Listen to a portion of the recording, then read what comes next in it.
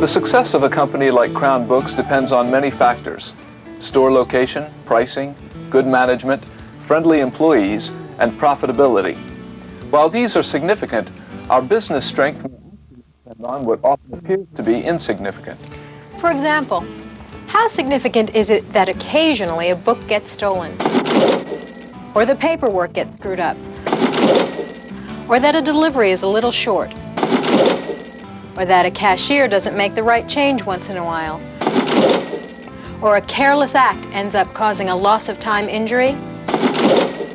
How significant? Not very, you may say. But multiply these losses by thousands of employees at hundreds of stores, and it begins to add up to substantial losses. Losses that are added to operating costs or subtracted from profits. When that happens, we all lose, employees and company alike. For the company, it means less profits.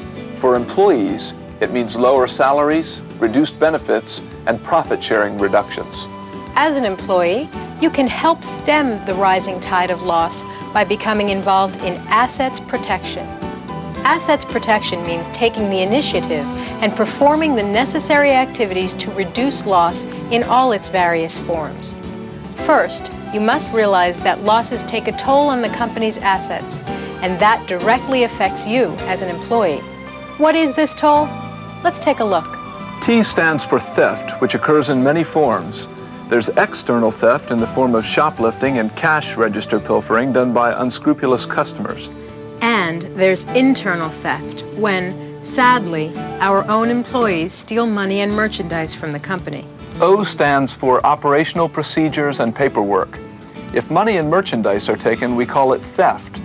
But we give it very little thought when we lose thousands of dollars each year because of carelessness and paperwork and failure to follow company procedures, such as those for receiving and returns.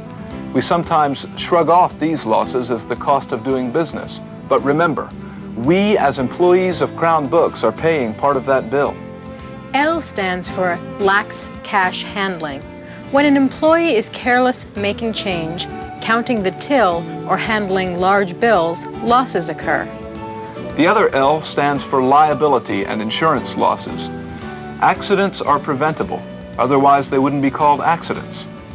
Careless acts can make victims of our customers, our co-workers, and ourselves. When this happens, it costs the company time and money. Although losses take their toll, they can be prevented. The first step is to be aware of the types of losses that can occur: theft, operational procedures and paperwork, lax cash handling, and liability and insurance losses. The second step is to take the initiative to prevent losses and protect our assets. Assets protection can only occur when employees care about protecting company assets. If we care, we'll carefully follow proper procedures. One example of proper procedures is receiving shipments. Take a moment to check the freight bill against the shipment. Count the cartons to see if the shipment is complete before signing for the delivery. One undelivered carton is a big bite out of the store's profit. After signing for the shipment, check the packing slip to see that each book we're charged for was delivered. Note any shortages on the packing slip. Also, follow proper book return and paperwork procedures. When a paperback book is returned, the cover is stripped from the book. The book is then disposed of and the cover returned for credit. Make sure the job is done right and all covers are accounted for and sent to the correct publisher.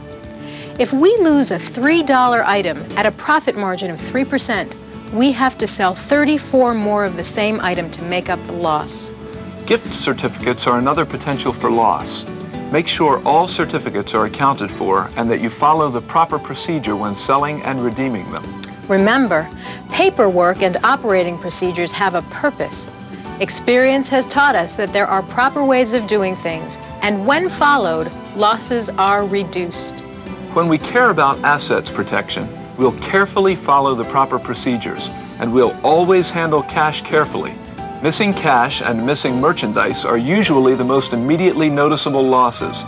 There are two aspects of handling cash: careful cashiering and counting cash.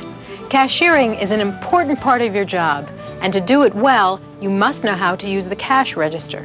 And while it may seem as simple as waving a wand or pressing a few buttons, There are some complicated aspects that require special attention, such as charges, exchanges, and voids. And there's one rule you must never break, the one person per cash register rule. You are responsible for the transactions at your register. If another person uses your register and makes an error, you get credit for the loss. Counting is another important aspect of handling cash. You must carefully count your till, the customer's change, and the money at the end of your shift.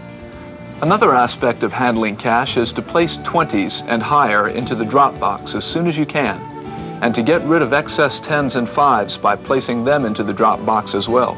Care. Carefully following procedures and always handling cash carefully.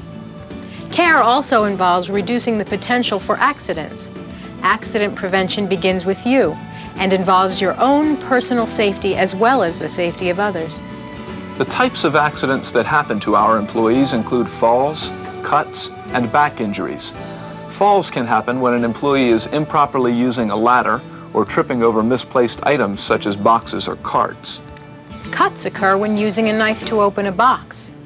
It seems most natural to draw the knife toward you, but one slip and you could be seriously injured. The correct way to cut is to draw the knife along the side of the box you're facing, keeping the blade away from your body. Then turn the box to make the next cut. Never reach around the box to make a cut. One of the most common causes of back injuries is lifting and twisting. It doesn't take a heavy box to cause an injury. All it takes is to lift it incorrectly. Follow this simple procedure. Keep your back as straight as possible. Bend your knees, draw the box to you, then stand up, using your legs to lift the load. Don't twist to place the box on a counter or shelf. Turn your whole body. Careless acts that cause you to be injured or lead to the injury of another person are unnecessary and unacceptable. So don't leave items in awkward places. And if you see a potential hazard, don't wait for someone else to move it. Go move it yourself. It just takes a little care to reduce the potential for pain and injury to yourself and to others. Care also includes eliminating opportunities for theft. Theft occurs in one of three ways: shoplifting, cash register pilfering, or employee theft. Let's see how employees can work to reduce or eliminate each. The great majority of our customers are honest, law-abiding citizens who are interested in buying popular books at good prices. But there are people who steal books, magazines, and tapes. This form of theft has a direct effect on profit and impacts your salary and benefits. You can take the initiative to reduce shoplifting through a few simple steps. Believe it or not, the #1 deterrent to shoplifting is good customer service. Shoplifters don't want special attention. They don't want to be recognized, and they don't want to get caught. Your offer to help will unnerve a shoplifter and may keep them from stealing our merchandise.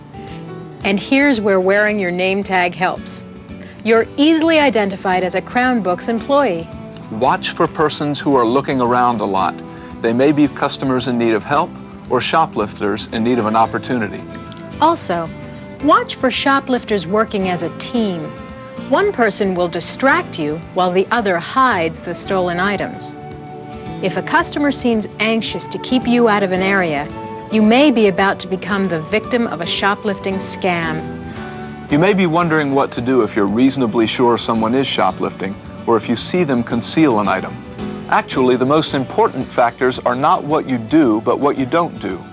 Don't confront the person. Don't accuse them. Don't block their exit from the store.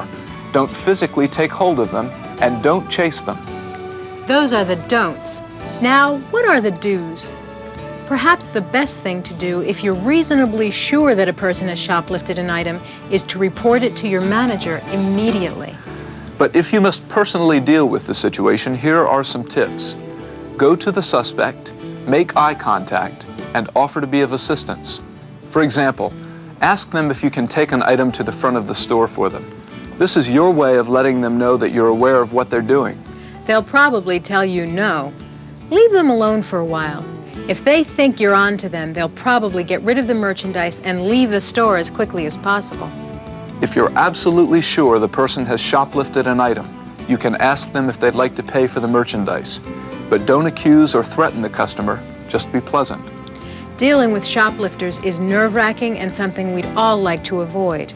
And there is a simple way to effectively reduce theft and avoid a confrontation. It's called good customer service.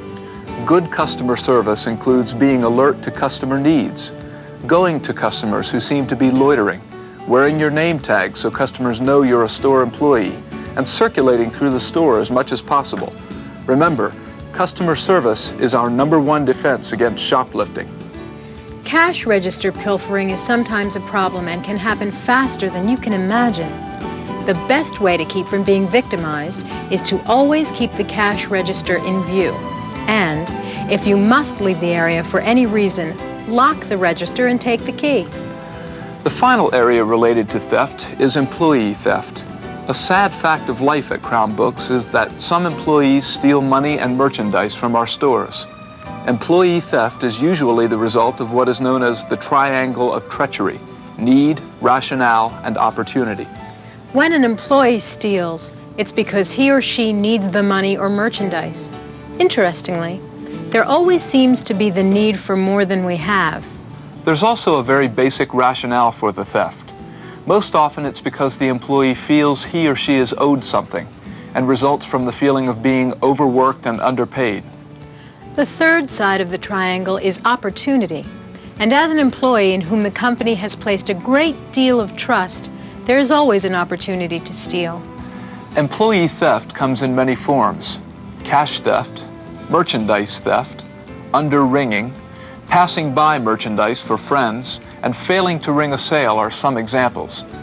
The most seductive thing about theft is getting away with it. After a while, you begin to feel safe, that you'll never get caught. You'll even get bold about it. But as sure as you steal, you'll get caught. We know the methods used to steal. And we also know that employees who steal leave behind subtle indications that tip off our assets protection investigators. I don't know what merchandise you're talking about. Merchandise in your backpack. I don't have any merchandise in my backpack, I'm sorry. When their suspicions are confirmed, they take action. Employees who care would never sacrifice their personal integrity by stealing from their store. And that's the secret: care. Care means carefully following procedures, always handling cash carefully, reducing the potential for accidents, eliminating opportunities for theft. Employees who care stem the tide of losses by taking the initiative and the actions necessary to protect Crown Books' assets. They know it's what good employees do.